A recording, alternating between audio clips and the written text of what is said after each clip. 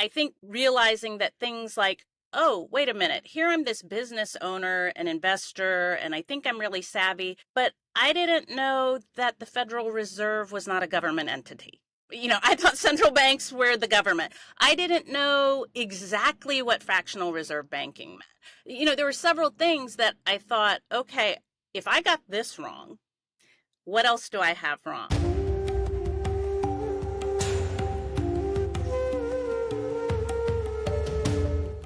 Hey everyone, welcome back to Bitcoin for Professionals. We have a very special guest today, Suzy Riley. How are you, Suzy? Just fine, Ralph. Thanks so much for making this happen. I know it's really late in Dubai right now.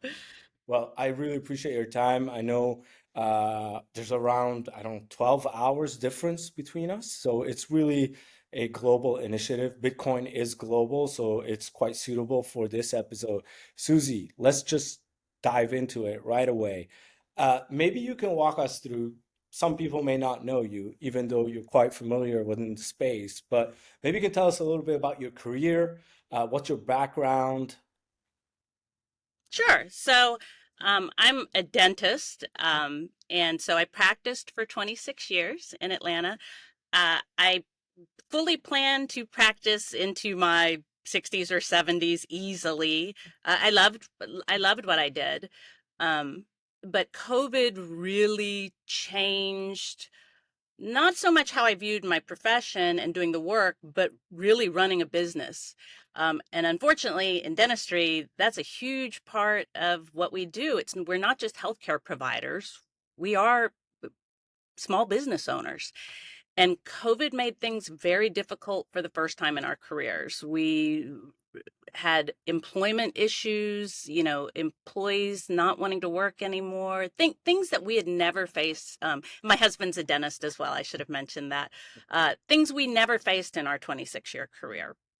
And it really led to us being disenchanted. And we were looking for a way out.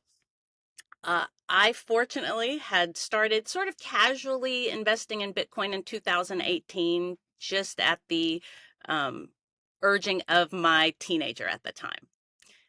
It wasn't something I believed in. In fact, I believed all of the sort of mainstream narrative at the time, that it was for criminals, that it was, something that was used on the dark web, that it was a Ponzi scheme. And I considered myself a really savvy investor. Here I was with a successful business. We had all kinds of investments.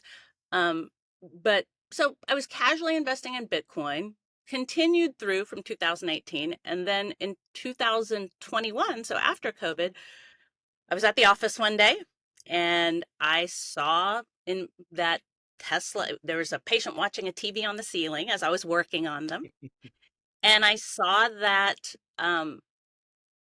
Tesla was investing in Bitcoin. And I thought, oh, goodness, I should probably look at that and see what my investment is doing. And I go and look on my phone.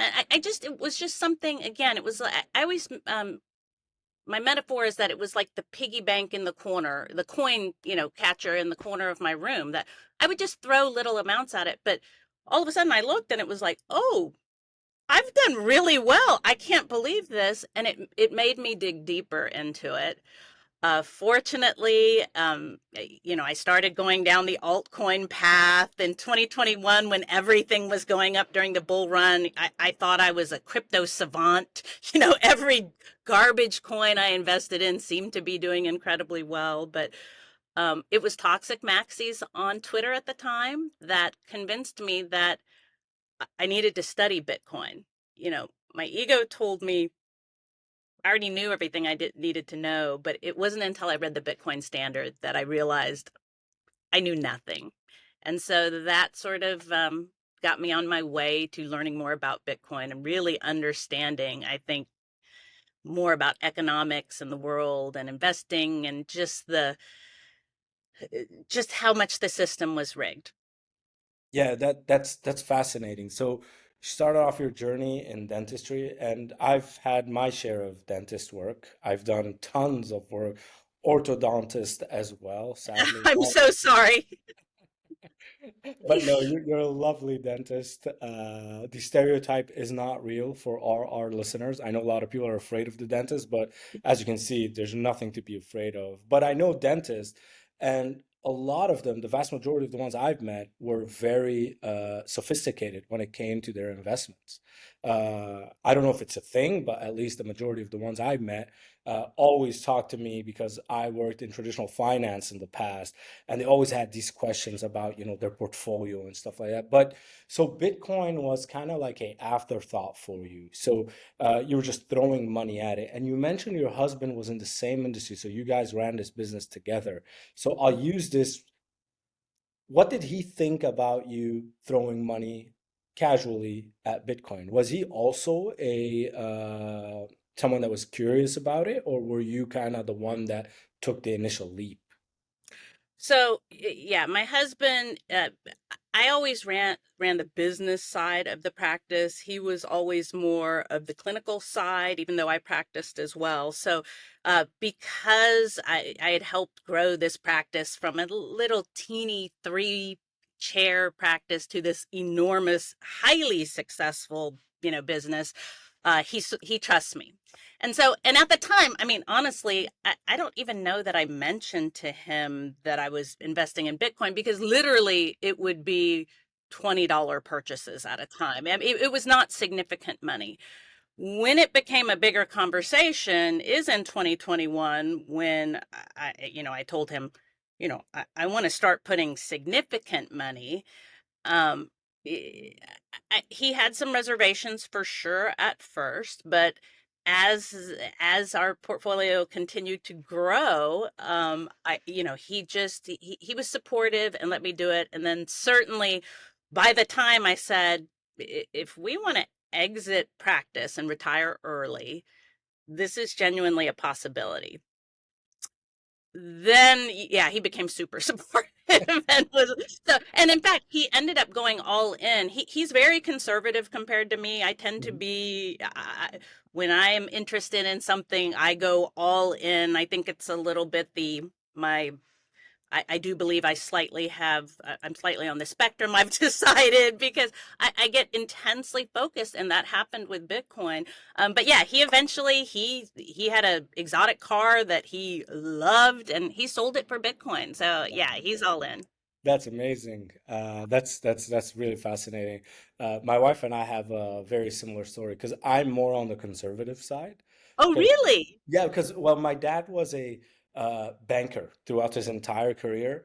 I worked as a banker. I worked in institutional asset management. So the first thing that comes to my mind when I look at anything is I start calculating risk.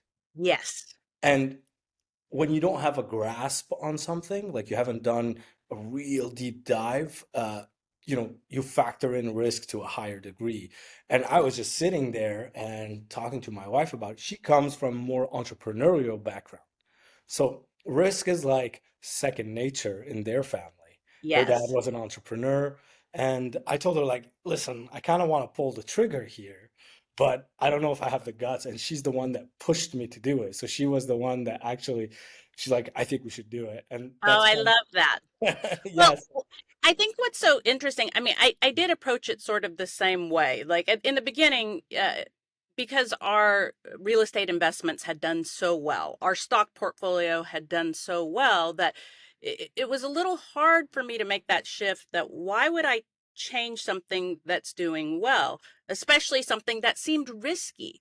But it was interesting. The more I studied, the more time I put in, I realized this is not with a when you have a long, time preference, when you're looking at it, you realize it's the least risky investment, I, which I, is yeah, fascinating.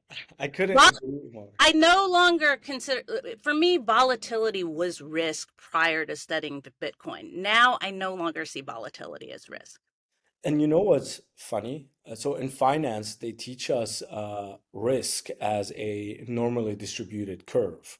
So there's equal outcomes on either side of the bell curve. So it's symmetrical. But Yes.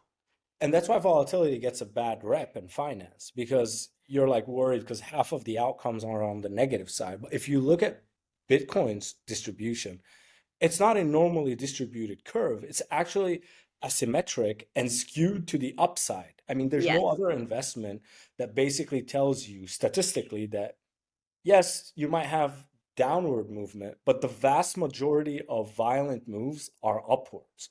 Why wouldn't you take that bet? Like that's not the odds are actually in your favor for the first time. But that's real fascinating. I want to try to pinpoint something. This one is a tough question. Most of our guests struggle with because Bitcoin is so deep and rich, so you can never master every aspect of Bitcoin.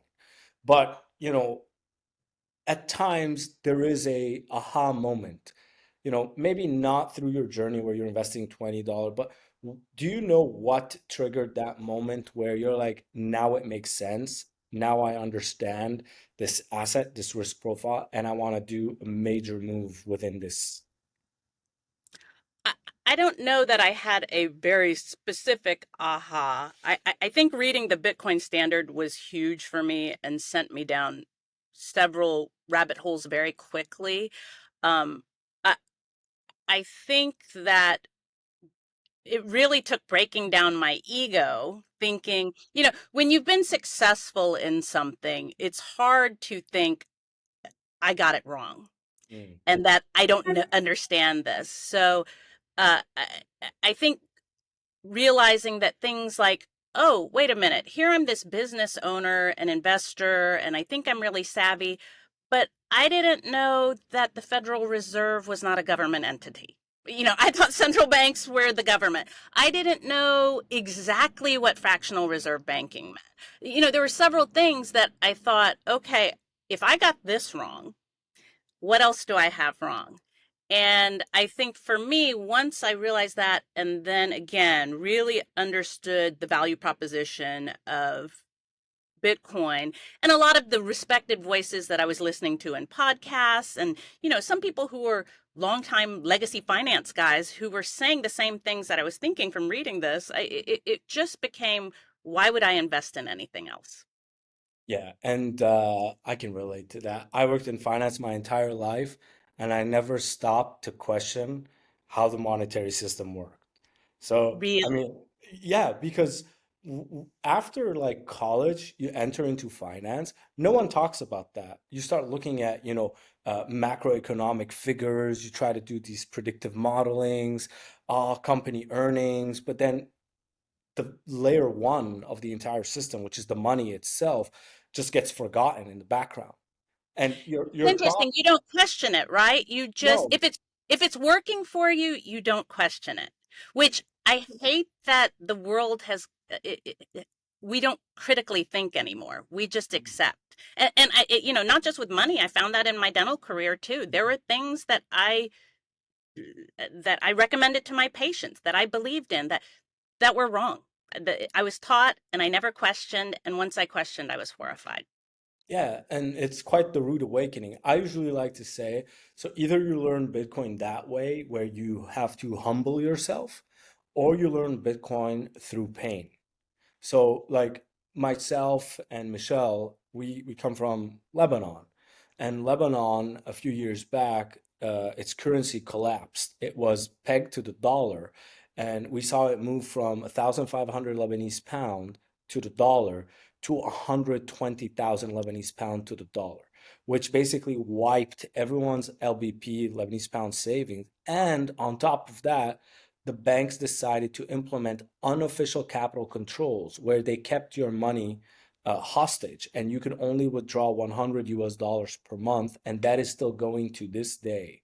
People have, 100 US dollars. it started 100. Sometimes they make exceptions where you can withdraw $200 or 300. So every month, people line up at the bank and see what they can get out from their entire Oh my savings. goodness. So I was in finance, I was in Canada, that happened, and I'm like, there must be a better system.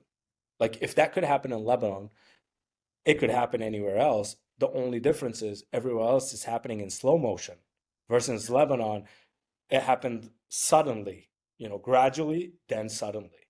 And yeah, And Ralph, was it a huge impact on the Lebanese at the I can't yeah. imagine anything else. Like And it it, so it was a Ponzi scheme. And the reason why it had such a big impact, before our, when we were talking before we kicked this off, we mentioned how, 30%, 35% of the Lebanese GDP, the economy of Lebanon, is remittances. So foreign diaspora send money back to Lebanon. And they used to do that for one particular reason. When the United States had a 0 to 0.5% interest rates on saving accounts, in Lebanon they were paying you 14% on the Lebanese pound account and like 7% on the US dollar. So Wow. all the foreigners were like, why would I invest in the S&P 500, which is generating on average 7%? I can just put it in a In this safe, yeah, yeah. safe. And during 2008, the funny part is I was a trader on a foreign exchange desk, and I would see the Lebanese central bank governor on CNBC, and they were, putting him on a pedestal because the Lebanese financial sector was not hit by the financial crisis, the global financial crisis, and they were making him like, how did you do it? What kind of Wow. yeah, so everyone got scammed really, and that's kind of was my trigger for Bitcoin. Anyways, enough about me. You mentioned retirement. Yes. So that was your goal, and then Bitcoin came along, and then you're like, okay, if we want to retire, it's going to be through Bitcoin. Walk me through what happened and what do you mean by retirement? Did you just pack up everything and just call it a day? Well, so I'll go back.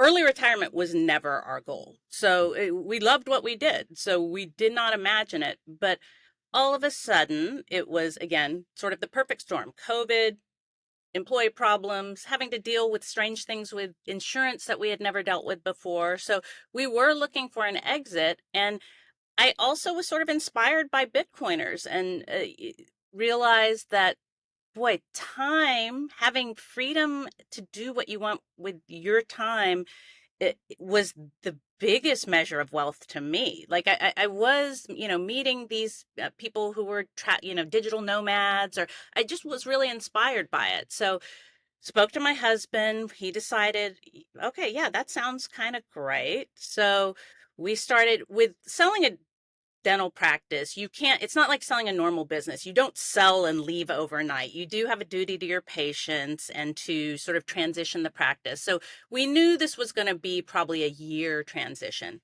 So in late 2021, 2022, I sort of put this plan into place. Let's sell the practice. We started putting feelers out. We put our home on the market, which was my dream home.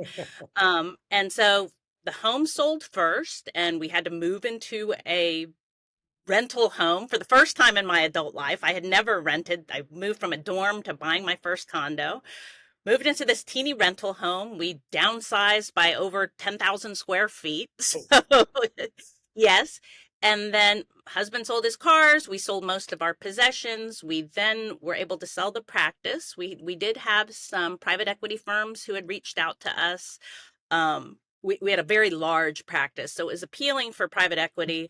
But uh, and despite the figures that they were giving to us, we realized that was not the way we wanted to go. So we found a buyer. We transitioned. We were able to transition for 6 months, which is unheard of, and we packed up and moved to Hawaii. wow. Amazing. That's must have been a very stressful time because moving is one of the Yes. worst things. And then so you moved into a smaller apartment as well. Usually when you move, you upgrade. It's not the other Yes. way around. Well, But that's been an interesting journey too. I think the one thing I want to clear up that a lot of people, when they ask me about retirement, they're always asking, well, how do you maintain your lifestyle? How do you, and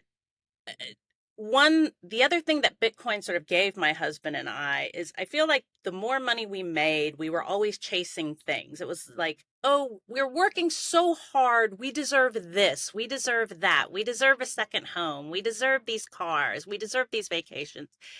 I think Bitcoin made us see, we've had to downsize our life a lot. We live in a small home compared to what we live in. We don't drive fancy cars. We do still vacation, but very differently than before. So the trade-off is, we're no longer on that hamster wheel of making more money to buy more things than we needed to make more money. It's now, okay, we have the freedom to do whatever we want because, because of Bitcoin, but because we've also realized that we don't have to maintain a certain lifestyle. I mean, that's so inspirational, and that sounds amazing because what you did basically, you didn't just retire, you unplugged from the rat race, like Yes, that hamster wheel, and in doing so, basically ridding yourself of some of these materialistic possessions, it seems that you found kind of, if I may say, peace. absolutely. That's amazing. Absolutely. I Yeah. mean, just being able to trade your time for the things that you're passionate about and love, and instead of trading it for fiat, it is incredibly freeing in every way. So Bitcoin literally reshaped your view on wealth and freedom. For sure. I mean, it's changed my views on so many things. I mean, my health and, what I spend my time doing. And we still love dentistry. We still volunteer our time. We do mission work. We're helping to build a community clinic in El Salvador. So we still are passionate about dentistry and love it. Retirement for us doesn't mean doing nothing. It's just doing what we want to do. That's amazing. And I have to ask because that sounds like a huge move. And you're not just alone in that. I mean, your husband and you decided. Did you face any resistance from family, friends, colleagues? I mean, I'm just curious, how was their reaction when you told them, yeah, we're going all in on Bitcoin, we're selling the practice, and we're just gonna live very differently? So it has been interesting. I think, the first sort of hurdle was my children. We have four. Two were in college, but the God two bless. younger ones were still in school and had to move with us. So while moving to Hawaii sounded glamorous at first, and we have family here, when it got closer, they did have reservations. We're going to uproot our life and change everything and leave our friends.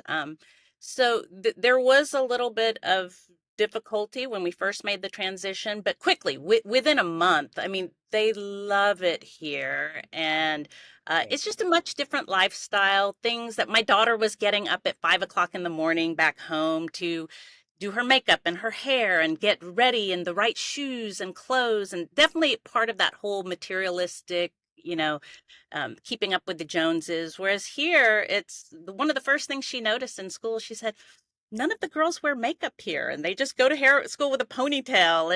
And I loved that they're getting a different worldview about what matters. That's amazing. But in terms of friends, yeah, we had friends who thought we were crazy, like we. But another interesting thing we found is so many of our male friends who were the breadwinners in the family were like, "Oh my gosh, I would do that in a heartbeat. That sounds so wonderful." But it was a lot of the wives who were like, "I would never do that. I would never give up all of this to just Mm. go, live in a small home in Hawaii. That sounds crazy." I mean, it's still Hawaii. I mean, for me, living by the beach is, or knowing there's water around you. I think there's even Yes. science that proves that people who live by the beach are just happier overall. I mean, look at Lebanon. Lebanon is really in the worst possible shape ever. And for some reason, when I was in Canada, I talked to family in Lebanon and they seemed happier than me. Really? Yes. It's That's fascinating. it's really fascinating. And I would like be like, I'm getting, promoted, I have this career, and then, I'd complain about stuff and then they'd make me feel stupid about what I was complaining. Even though like their life is much harder, but there is happiness as long as, families together, they can go out. And the reason why they're happier is because even if they wanted stuff like materialistic things, they couldn't have them. Mm, And wow. right? Like, because That's so interesting. I think it does speak to when you sort of pare everything away and all the things that you really figure out what matters most and what exactly. brings happiness, right? Yeah. So, And it's just funny. I had to bring that up because it's always astonished me. It just makes no sense, but I'm starting to get it. And you know what you said really connected with me. But that's amazing. I'm glad your family's happy. Question: yes. are your kids Bitcoiners now? My oldest, who is the one who convinced me, he unfortunately is not a Bitcoiner. You know, he became interested in NFTs, and he sort of goes where the Trend. latest thing is. Yes, which was good for me at the time with Bitcoin. I sort of hate to see what he's interested in now. My other three, uh, only loosely. Like they're curious whenever I talk about things and they'll ask questions. I haven't been able to fully orange pill them, but I do have hardware wallets for all of them and make sure that with certain things that that's how I reward them with things. So, Yeah, that's amazing. I'm sure they'll come around. It takes a little oh, bit of for time. sure. But Yes, earlier you mentioned now that you're kind of retired, you're living a more peaceful life, you've done well for yourself with the practice, and now you're giving back. So you mentioned volunteer work in El Salvador. El Salvador, which is kind of like, uh, Bitcoin capital of the world, if we may, first to take the leap. And I believe El Salvador triggered this domino effect that we're seeing right now across the world from a sovereign point of view. Walk me through kind of that volunteer work. Do you have an entity there? What does it look like giving back? so for me, I originally went down for a Bitcoin conference down there in 2021, and then um, just got to tour El Zante. There was a dentist down there doing work for locals, and so I went down to uh, sort of assist him. And I realized that he does incredible work with these major cases, people who've lost all their teeth and stuff, things like that. But once I did some exams and things in the area, I realized there is just a need for basic care. Like there should never be. I hated to see that they got to the point that they needed all their teeth replaced when if there was some education and some proper care in the front end, we would never get to there. And there is really no clinic like that in the El Zante area, serving 12,000 people. So I fortunately met some women through Hope House down there, who are Bitcoiners. And the oldest sister is a physician. The middle sister she works in lab biologist. And then the youngest sister is going to dental school. And their dream was to have a local clinic. They're from El Zante, born and raised. So I partnered with them, and we do have a property. We've done several dental missions and medical missions down there. And our goal is to build, to raise enough money to build not just a dental clinic, but more importantly, a medical clinic and a pharmacy. Anyone who's visited El Zante, if you have a medical problem there, you are driving to either San Salvador or another city to get medical care. Wow. Okay, that's incredible work. Uh, Later we'll make sure to take some notes. If there's something we can do to help on that For front, just sure. let us know. We'd love to. I mean, it's sad. I haven't had the time, but it's on my bucket list. I haven't visited El Salvador yet. Oh, you need to go. I It's know. incredible. There's a few places, El Salvador, Madeira, but Yes. El Salvador's on top of my list. Sadly, it's just been just crazy moving here. But when it comes to El Salvador, there's sometimes controversial messaging on Twitter about, people not using Bitcoin there or Bitcoin really isn't a thing there. I choose not to believe it, and maybe I'm biased, but you've been there and you've seen things. What are your views on Bitcoin adoption and kind of the situation when it comes to that?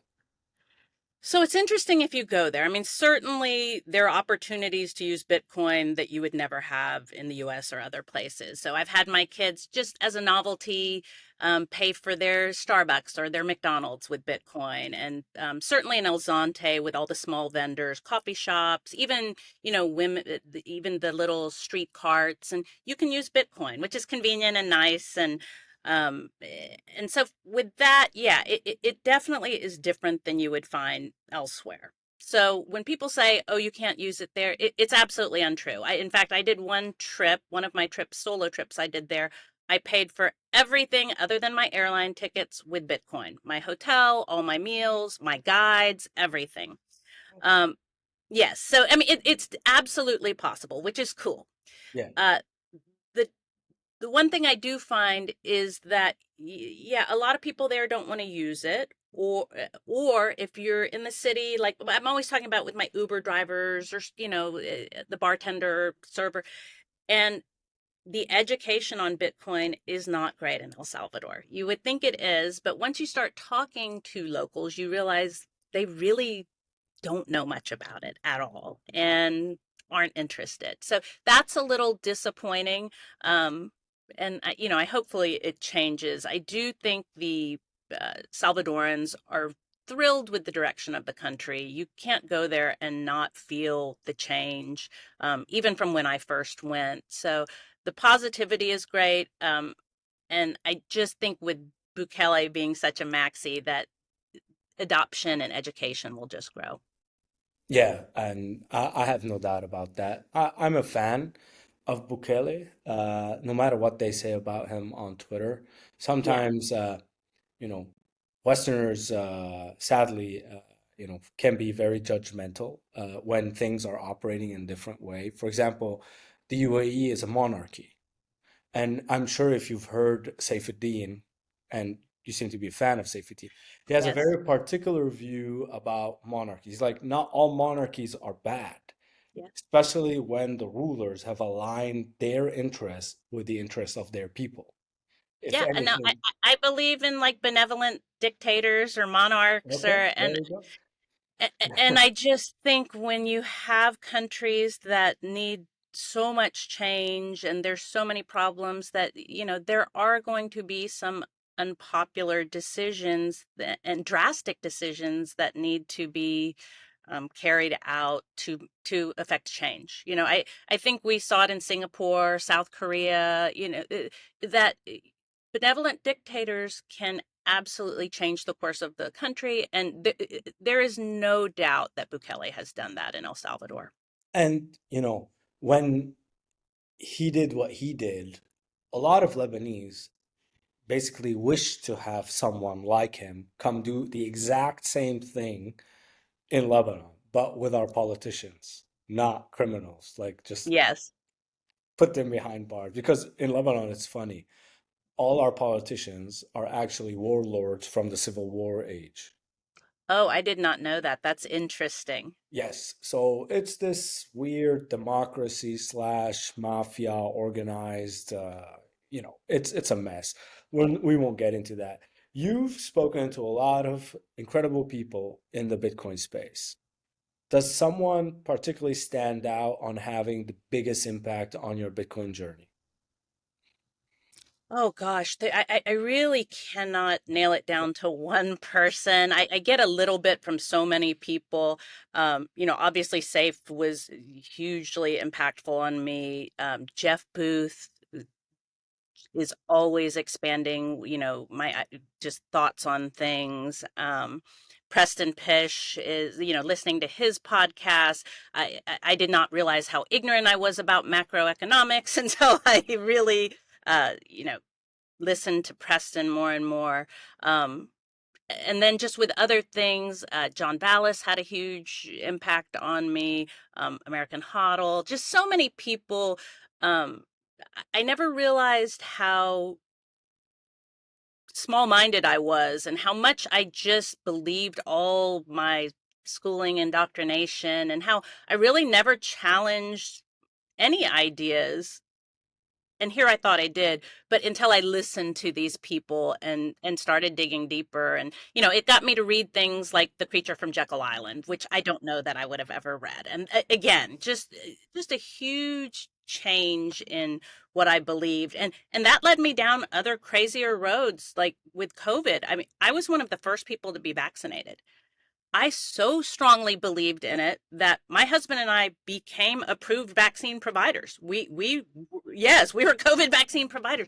We believed, let's end this pandemic. We believed in vaccines. And then again, seeing weird things with our patients in the practice, and then listening to people who challenged my ideas first on economics, but then other things, I mean, it was really the matrix being unplugged, me unplugging from the matrix. It's so cliche, but I believe that. And it was difficult. It was a difficult thing to think everything I thought was wrong. Yeah, and I think more and more people are starting to realize that, and I think that's why mainstream media has taken such a huge hit because COVID was really like the unraveling of the Yes, propaganda machine. And I think that really helped, people by being alone. It created a new breed of individuals who, in the past would be called conspiracy theorists. for And sure. nowadays, they're like truth seekers, right? And Yes. the Bitcoin community has been one of the most vocal communities. And I wanted to ask you about that community because you would, of course, put yourself within that. What is unique about the Bitcoin community compared to other professional circles? I think for me, it's been seeing how much they are willing to challenge any idea. Like for me, the critical thinking and attention to detail and just always questioning is such a powerful, idea. And it doesn't. It's not just with money. It then expands to everything. And so, for me, that I think is what resonated with me most, and what I appreciate about the Bitcoin community. It's been interesting this cycle. I'd say this is my first really second cycle being on Bitcoin Twitter, or Bitcoin X, I guess I should say now. And it is strange to see the community change so much. Like I wasn't expecting that, but from the last cycle to this, I think we very much see that mainstream adoption, legacy finance, all those things are here. And I see a change in the community for sure. Yeah, I mean, the 2024 ETF launch really changed a lot of things. I mean, if I were to choose one moment, that would be it, where Bitcoin went kind of mainstream and Yeah. was given, legitimacy globally. And now take it one step further. We barely got 1 year of ETFs, and now you have the United States signing an executive order to build out a Bitcoin strategic reserve. And literally 4 days or 5 days after that, you have one of the biggest sovereign wealth funds in the world, Mubadala from the UAE, disclosing that they own $500 million worth of Bitcoin ETFs. I mean, Yeah, it's wild. Like I didn't expect it to change so quickly from 2021. And so yeah, it just has changed the landscape so much. Even with my normie friends, I have so many of them dipping their toes into Bitcoin. And it used to be when they would question me, there would be concerns about it being a Ponzi, or that it's going to zero. What if it goes to zero? Or what if, and I never hear those arguments anymore. It's more, well, how high do you think it can go? Or or trying to trade it now, or things like that. So it really has, the landscape has changed immensely in the last 3 years. yeah, and you mentioned your normie friends, and Yes. it seems like you're passionate about Bitcoin education. What's your typical approach when introducing professionals, friends, family members to Bitcoin? Do you have like a specific angle you take? I'm curious because you're one of the more pure type of Bitcoiners because you're on a Bitcoin standard. So I'm curious to get your views on how you would approach the, you know, education or pitch angle with other professionals? What I find is that there's no one pitch. There's no, everyone receives a message differently. And so, and are accepting of messages differently. For example, with me, had I will forever be appreciative to toxic maxis because I think only attacking my ego and saying you're an idiot for, not reading a book and not understanding Bitcoin. That's the only thing that would have gotten me to dig deeper is being toxic, attacking my ego. Whereas I have normie friends that if I were to say you're an idiot if you don't understand Bitcoin, they would never, want to study it. So it really depends on my audience. So for younger people, I find 30 and under who have concerns that their paycheck will never buy them a home or, a life or a family, that I tend to talk about things like what did a house cost 5 years ago in fiat terms and or compared to Bitcoin. And that seems to resonate with them that, okay, why would I want a money that is decreasing my purchasing power every year instead of increasing the purchasing power every year? So for younger people, I really seem to speak to them and reach them with those types of things. With older people like my parents, I'm never going to convince them to go all in on Bitcoin, but I was able to get my parents to buy a little bit, and uh, that was several years ago. And then I was able to get them what boomers and older really like is equities. So I was able to get them to go all in on micro Okay, yeah, strategies. that's an easier sell. For It's older people, it's an easier sell and they're thrilled. And so, Oh, I'm sure they're super thrilled. They're like, where was this investment 10 years ago? yes, yes, But yeah, I agree. I think, yeah, Bitcoin, it's there's no one size fits all angle, and that's the hard part about it, right? So typically, at our firm, we pride ourselves in education, and we try to take the other person's point of view, first of all, by understanding what their pain points are. Like someone in Lebanon has different pain points than yes. someone in the US. But yeah, Bitcoin education is fascinating because for some people, it's not about the asset class or numbers go up or sovereignty. It's about the ethical nature of Bitcoin. For example, my co-host Harris, uh, in Islamic finance, he would label it the most halal form of money. Oh, really? I've never heard that. That's so interesting. Yes, because uh, in Islamic finance, technically, riba, which is interest rates, is forbidden. So Huh. any type of money that is created from nothing is forbidden. And Bitcoin is not created from nothing. It's actually created from energy. Energy.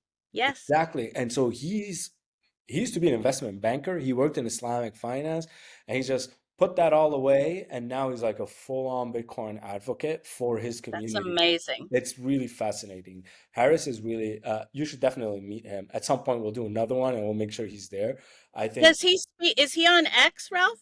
yes, I'll share with you his tagline. He's on X, yes. And does he speak about that background and those things? Yes, all the time. He even Okay. has a book about how he got out of the system because he views Islamic finance as, imperfect. It's not achieving what his faith was intended to achieve when it comes to money. So it's called Heaven's Bankers. Oh, I would be interested in that. I just never thought about the connection between religious beliefs and monetary beliefs. So that, I mean, that's interesting. Yeah, even in Christian, so in my case, before a long time ago, even there was, a negative connotation to interest as unethical. So if you remove the term Islamic finance, you can replace it with ethical finance because it's all about perfect symmetry between Mhm. both counterparties. It's about risk sharing versus the current fiat system where it's asymmetric, where one person makes money all the time. Whether you lose or you make money, they're still making money, and that's unethical in a lot of religious faith. So he has a Oh, very that's interesting, interesting. Yeah, he has very interesting angle on that, but I'll share with you his details. And I would love that. Thank you. yeah, no problem. So question for you. We talk a lot about Bitcoin, the asset, how amazing it is, but I want to get your thoughts on custody Mm, because, yes. we've seen major blowups, and every cycle there's some event that, blows the bull cycle out of the water, some, mismanagement, some scam.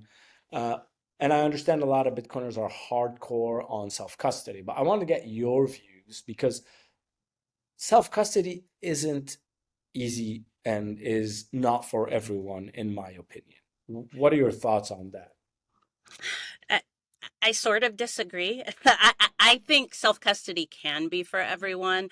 I have a patient, oh, well, good friend now, but was a patient, mid 70s. When I first started getting into this, she became interested in Bitcoin and was very intimidated by all of it. I mean, we were going to local convenience stores and buying Bitcoin off of, these machine ATMs. And she was just very intimidated and did not really understand it. And I was able to walk her through, handhold, and she does self custody now, and that really empowers her. Every time she sees some sort of blow up on, some exchange or something, she'll message me. I'm so glad I have mine in self custody. So I do believe there's a self custody solution for everybody. I think if you're technologically intimidated, definitely find a trusted person to walk you through this. But yeah, what happened with paper gold frightens me with Bitcoin, and so I just again, and also things that like what happened in Lebanon. I just anybody else controlling your Bitcoin makes me nervous. I like being in charge of it and knowing that I can go anywhere in the world and access it. And so I'm just a strong believer in self custody. And I am too. I mean, we all are. And I think everyone should self-custody at least a relatively solid portion of their wealth. The only concerns I have, and I wanted to get your take on this, is the inheritance part. Yes. That's where it can get really complicated, Yes. especially if, as you mentioned earlier, your kids are dabbling into it, but they're not there yet. Like, can you really force someone to tinker and to get technically competent at some form of technology? I don't know, but what are your views on, and are you going to write up a treasure map that explains all the details and all that? So, how do you solve for that in your view? I think that is one of the weak links of self-custody.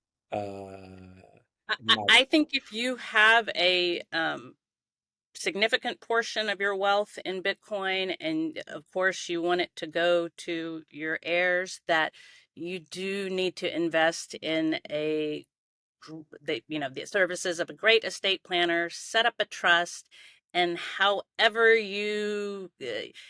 I will say for us, it was difficult because our estate planner did not have any background in Bitcoin or crypto. And so we have had to come up with a solution that I will say it's sort of a treasure map that uh, upon our demise, our kids would get access to. So, but that keeps him blind to, um, the keys. yes, correct. Yeah. So you just have to come up with a plan. And generally, I don't believe that we could have executed this without the help of someone. For me, burying it in the backyard and, would have been too risky. So, um, I think that's where there's a problem for a lot of people, right? It's that component, and some people they just postpone that, and then it's yes, too late. So I think, yeah, there are other solutions. I understand the goal is to not uh, trust a single entity, yes. but there are solutions that alleviate for that. And I'll be happy to share some of those with you after the call, just so you can understand what I'm talking about. We can talk offline about that. And Uh, I know there's some people like using Unchained and, yeah, different, like I do think there's some nice solutions that if you truly are not comfortable with self-custody, yeah, but but I don't like collaborative custody is, in my opinion, I'm just gonna rant a little bit, is a little bit weak. yeah, Because what you're doing basically is you're still putting all the responsibility on the majority of the key holders, which are the people. yes, yes. So you're not really doing anything. And the vast majority of those people, what they're gonna do is they're gonna put the two keys and the two hardware wallets in the same vault in the same house. That's the majority of people from an operating. Yes. And so you're not doing anything really except increasing the likelihood of failure. There are other solutions called multi-institution custody. I don't know if you've heard about it. I have. That isn't what I mean, we do multi-sig, No, but and multi-institution custody, not multi-sig. yes. So basically, each key is held by a qualified custodian. And Ah, because okay. each custodian only holds one key, none of them have unilateral control over the asset. And if one of them fails or goes bankrupt, the client isn't affected because they need Ah, I two. see. Oh, that's actually kind of a nice way Yeah, to mitigate some risk and like, yeah. like just reduce risk. And from an inheritance point of view, it's similar to how you would do it with other assets. You build your beneficiaries and the allocation, and they bring a death certificate with ID and get verified through the legal system. There are ways that are coming about that are, more advanced, but these are still things that I think at the institutional level, self-custody is never going to cut it, in my opinion. I can see that. But again, it's just for myself and our family. It I is know. what I Yeah, like. yeah, yeah. I I think as adoption grows, certainly I know people who will never self custody. Like, and what I'll hear is the stories. Oh, the guy who lost, The hard drive. 500 million. Yes, or, and he only has two more chances to open his wallet. And so I certainly hear those stories. So I understand it's not for everybody. And the Yeah, one nice thing, no matter how people feel about it, as legacy finance enters Bitcoin, we are going to see, lots of those types of services offered that we never had before. Like I do think lending against our Bitcoin is really, borrowing against our Bitcoin is such an exciting idea. I'm excited about big players coming into that space. yeah. And just that the Bitcoin backed mortgages, like I just think there's things that are inevitable that we will see that will make it so people who are afraid of things like self custody will take Yeah, part. and I think we'll have Bitcoin private banks that Oh, provide for all of sure. these services. And our sister company in the US, OnRamp, is at the forefront of that. So you should Oh, check that's them out. exciting. Yeah, I'll That's send you some exciting. information about that. But, I got another question I want to talk to you about, and this is outside of Bitcoin. I know that you train for triathlons. Yes. Is that like a Ironman type of competition? It was. So, my husband is very much addicted to it. He's done 7 Ironman. He still does them here. I have not done a long form half Ironman distance or longer since, gosh, before COVID, 2017. So I just do shorter ones now. I'm 54. I'm convinced that, uh, long endurance sports are actually not good for the body. Really? I have friends who are getting knee replacements and hip replacements. So mainly I do sort of water sports, hiking, and lots of weightlifting now. Well, whatever you're doing is working because Oh, there's no you're way so I would sweet. have guessed that would be your age. Oh, So, you're so kind. You're so kind. but did Bitcoin affect your mental framework when it came to, taking care of yourself, Oh, of health wise? course. Of course, because again, things that you thought were important before become unimportant, and things like your health and I know so many Bitcoiners that were in amazing shape and ate well. And so, absolutely. I mean, I was always interested in health. I was very obese after having 4 babies. And so I lost weight before finding Bitcoin, but Bitcoin has sent me on further journeys about my health. I went carnivore for quite a while. And yeah, I mean, I'm in fantastic health. My blood work is great, and I attribute a lot of that to Bitcoin. So. Oh, I love to hear that. Well, we're almost hitting the 1 hour mark, Susie, but just, what's next for you? Are you working on something special, conferences or new goals? So this year, the only conference I have on the schedule is we're going to Bedford next month for Cheat Code. We No really way. That's Yes, I amazing. loved that last year. It was my favorite conference. I'm hoping to go to a few others. I would love to experience Madeira. That seems wonderful. But basically, right now, I mean, I was a working mother with my first, when my kids were younger, for my older two, and my kids are both, yeah, I only have them for 4 more years, my younger two. So I'm enjoying, for the first time in my life, being a full-time mom. I'm That's taking ukulele lessons, Oh, wow. Spanish lessons. So I'm enjoying retirement now. We are working on trying to do more dental missions here in our state of Hawaii. They do not make it easy. I've never lived in a state that does not want all the free dental care that volunteerism. So we are looking at doing more mission work on Indian reservations and underserved communities in the States now. So that'll probably be, yeah, just being a mom, having fun. And once my kids are out of the house, I think that you realize that you can only do nothing super meaningful for so long, and then you're ready to do something else. So we're enjoying it for now, but we'll eventually look to do something. That's amazing. Well, send my best regards to Peter McCormack. I am a Absolutely. huge fan of him. And he made a documentary called Follow the Money, Life After the State in Lebanon. Yes, yes, yes, yes, Yeah. yes. I did not watch it, but I know Yeah. that whole, You yes. should. I have a 7 second cameo in there over the dinner. So, because I Oh, helped him with the logistics and all that stuff. oh, that's cool. Yeah, yeah. So he's amazing, and I think he's done. He's amazing. It's funny to me when he gets any like hate, I or don't because get it. he Yeah. just not only has he been incredible for the Bitcoin space, but he is in, just a wonderful human being. Yeah, Peter's the man, and really a great guy. And honestly, he's done maybe more for Bitcoin adoption than all the other Bitcoiners combined, potentially outside of Saifedean with his book, just Yes. because he is so approachable and his podcast. I love how he puts himself in the audience's shoes and he asks Yes. the right questions. Nothing fancy, nothing sophisticated, and he's like, explain it like I'm an idiot. Yeah, So that whole approach of explain it like I'm five, it is definitely all of my normie friends when they first were getting into Bitcoin.